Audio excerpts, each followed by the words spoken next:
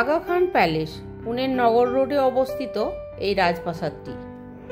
এটি তৈরি হয়েছিল 1892-তে।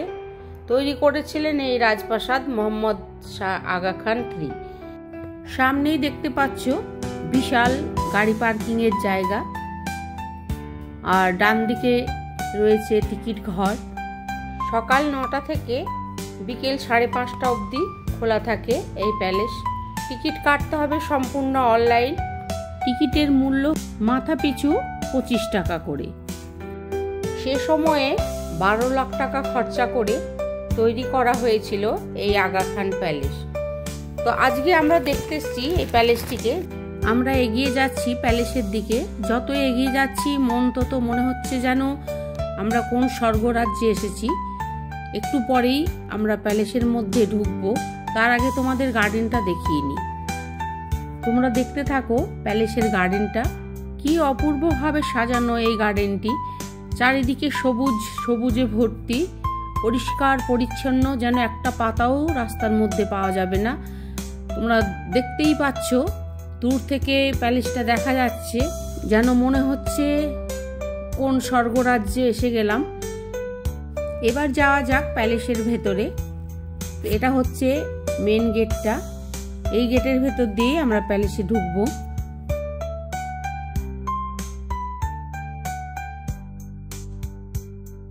প্যালেসে ঢুকেই সামনেই সাইনবোর্ডে লেখা রয়েছে গান্ধী মিউজিয়াম। এই প্যালেসটিকে গান্ধী মিউজিয়াম তৈরি করা হয়েছে।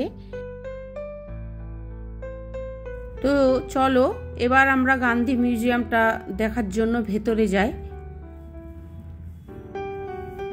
দেখতেই পাচ্ছ মহাত্মা গান্ধী মিউজিয়াম। কি বিশাল করিডোর, সামনে বাগানটা যেন অপূর্ব লাগছে। আমরা করিডোর দিয়ে হেঁটে গান্ধী মিউজিয়ামে ঢুকছি। এই হচ্ছে গান্ধী মিউজিয়ামের 1 নম্বর রুম। এখানে গান্ধীজি তার পত্নী সহ বন্দী ছিলেন। ইংরেজরা তাদের এখানেই বন্দী করে রেখেছিলেন। সেক্রেটারি মহাদেব দেশাই ও গান্ধী পত্নী কস্তুরবা গান্ধী এখানেই শেষ নিঃশ্বাস ত্যাগ করেছিলেন। তাদের ব্যবহৃত জিনিস আমরা সমস্ত দেখছি। তো দেখো মিউজিয়ামে গান্ধীজির সমস্ত কার্যকলাপ এখানে তুলে ধরা হয়েছে। তা তোমরা এখানে আসলেই দেখতে পারবে। 1962-তে এই প্যালেস ভারত সরকারের অধীনে আসে। এই প্যালেসটিতে গান্ধী মিউজিয়াম তৈরি করা হয় গান্ধীজির উদ্দেশ্যে।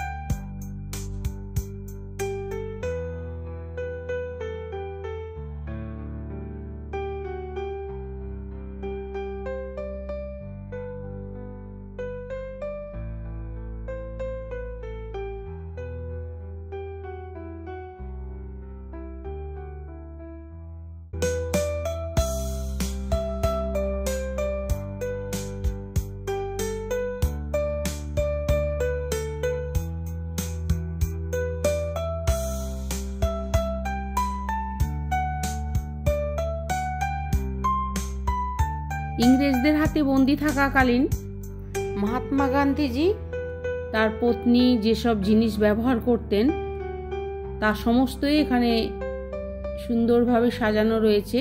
তাদের ব্যবহৃত জিনিস তোমরা দেখতেই পাচ্ছ, কাঁচের ভেতর রাখা রয়েছে।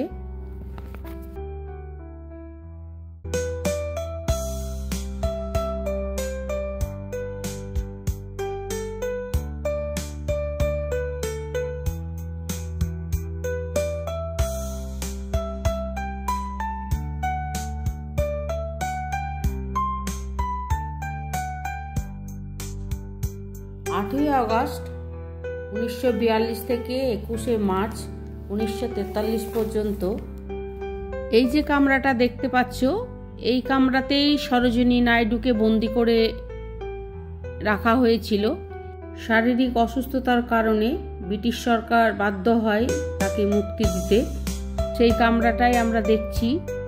আর এখানে একটা কামরার সাথে আরেকটা কামরার দরজা আছে, ভেতর দিক দিয়ে যাওয়া যায়। দেখতেই পাচ্ছ পুরনো দিনের রেডিও, এখানে টিভি চলছে। পরের কামরায় যাওয়ার জন্য দেখো দরজা রয়েছে, ভেতর দিক দিয়ে দরজাগুলি।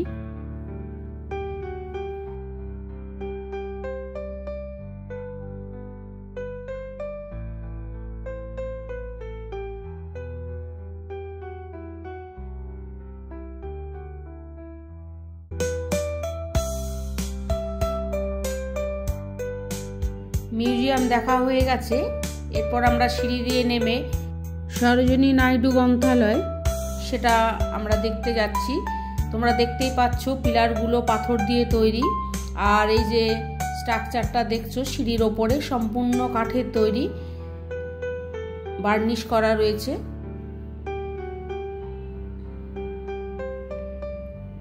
বাইরের সিনারি অপূর্ব দেখতে, জানলা দিয়ে দেখতে দারুণ লাগছে। তো চলো আমরা লাইব্রেরির দিকে এগিয়ে যাই।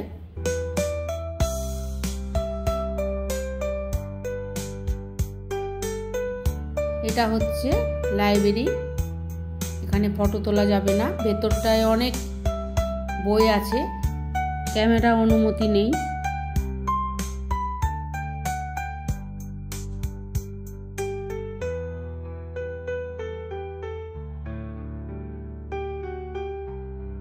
প্যালেসের এটা পেছন দিক, পেছন দিকের গেট দিয়ে আমরা নেমে এসেছি। প্রায় 13 একর জমির উপর তৈরি হয়েছে এই প্যালেসটি, বাগান সমেত 13 একর জমি। শুধুমাত্র প্যালেসটি দাঁড়িয়ে আছে 7 একর জমি নিয়ে, আর বাকিটুকু সুন্দরভাবে সাজানো রয়েছে বাগান দিয়ে। বাগানের মধ্যে অনেক রকমের গাছ লাগানো রয়েছে, তার মধ্যে জংলি মোগরার সেন্ট এখানে খুব সুন্দরভাবে আসছে, যেন মনে হচ্ছে যেন ধূপ জ্বালানো আছে। তোমরা না আসলে বুঝতে পারবে না।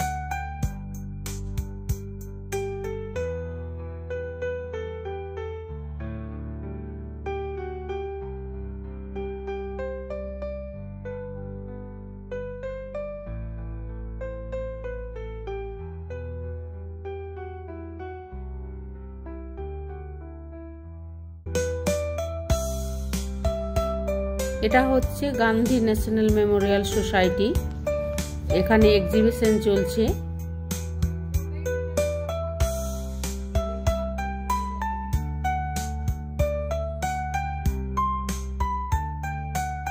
আমরা কতকগুলি জিনিস এখান দিয়ে কিনে নিলাম।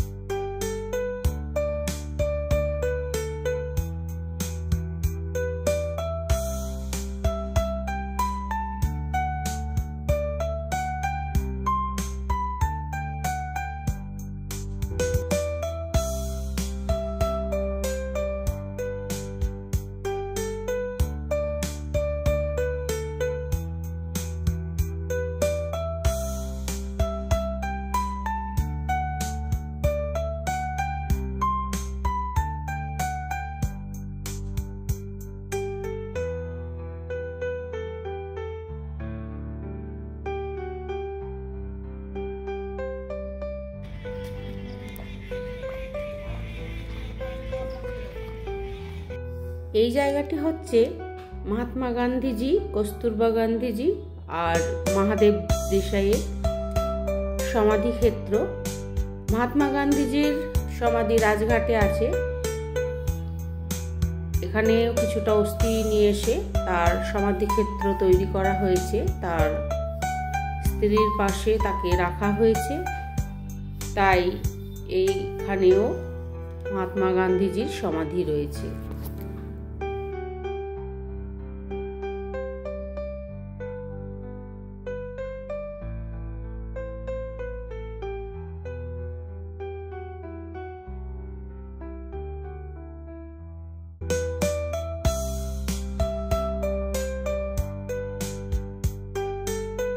আমাদের প্যালেস ঘোরা হয়ে গেল, সমাধি ক্ষেত্রও ঘোরা হয়ে গেল। এবার চলো মোগরা ফুলের গাছটা দেখাই, সেখানটায় ফুলগুলো কেমন ভাবে পড়ে আছে।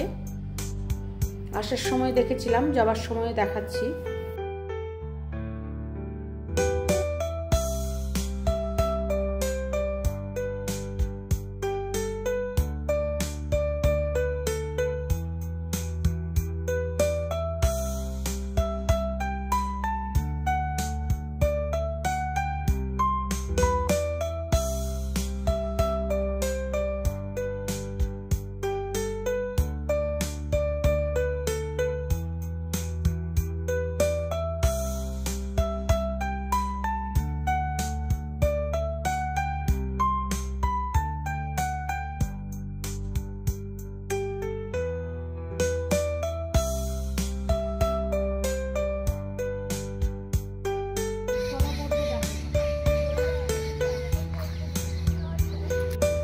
এই হচ্ছে সেই মোগরা গাছ, মোগরা ফুল, যার গন্ধে চারিদিক মম করছে। এরই সুগন্ধ চারিদিক ছড়িয়ে আছে। যত দূর যাচ্ছি মোগরা ফুলের গন্ধে যেন মন ভরে যাচ্ছে। তোমাদের দেখিয়ে দিলাম মোগরা ফুলের গাছগুলি, অনেকগুলো গাছ আছে এখানে।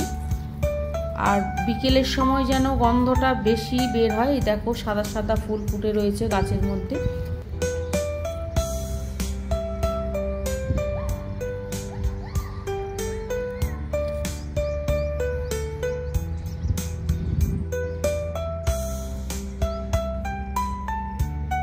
বিকেল 5:30 বেজে গেছে। এবার আমরা বেরিয়ে পড়ব। দেখো সূর্য ডোবার পর প্যালেসটিকে কেমন দেখতে লাগছে।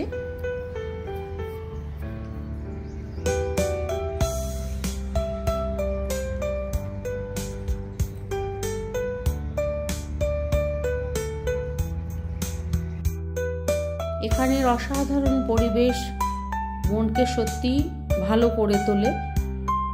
তাই প্যালেসটা ঘুরে আমার খুবই ভালো লাগলো। তোমরা অতি অবশ্যই আসবে এই প্যালেস দেখার জন্য পুনেতে এলে।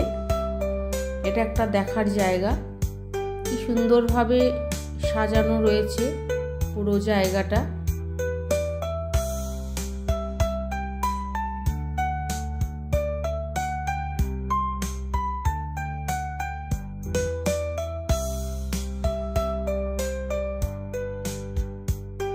আমাদের আগা খান প্যালেস ঘোরা কমপ্লিট হয়ে গেল। একটু রেস্ট নিয়ে নিই এই বাগানটাতে বসে। তোমরা আসলে এখানে বসে রেস্ট নিতে পারো। দেখো এখানটা একটা ওয়াটার ফাউন্টেন রয়েছে। জায়গাটা ছেড়ে যেতে মন চাইছে না, কিন্তু অগত্যা তো যেতেই হবে। টাইম শেষ হলে সকলকে বেরিয়ে যেতে হবে, এটাই রুল। তবু যে দেখার সুযোগ পেলাম, খুব ভালো লাগলো জায়গাটা। তোমরা অবশ্যই ভিজিট করবে যখন পুনে আসবে। এই জায়গাটা সত্যি খুব ভালো জায়গা পর্যটকদের জন্য। তাই আজকের ব্লগ এখানেই শেষ করলাম। ব্লগটি কেমন লাগলো অতি অবশ্যই জানাবে। চ্যানেলটিকে লাইক সাবস্ক্রাইব করবে। ভালো থাকবে, সুস্থ থাকবে। আজ এখানেই রাখি, দেখা হবে নেক্সট ব্লগে।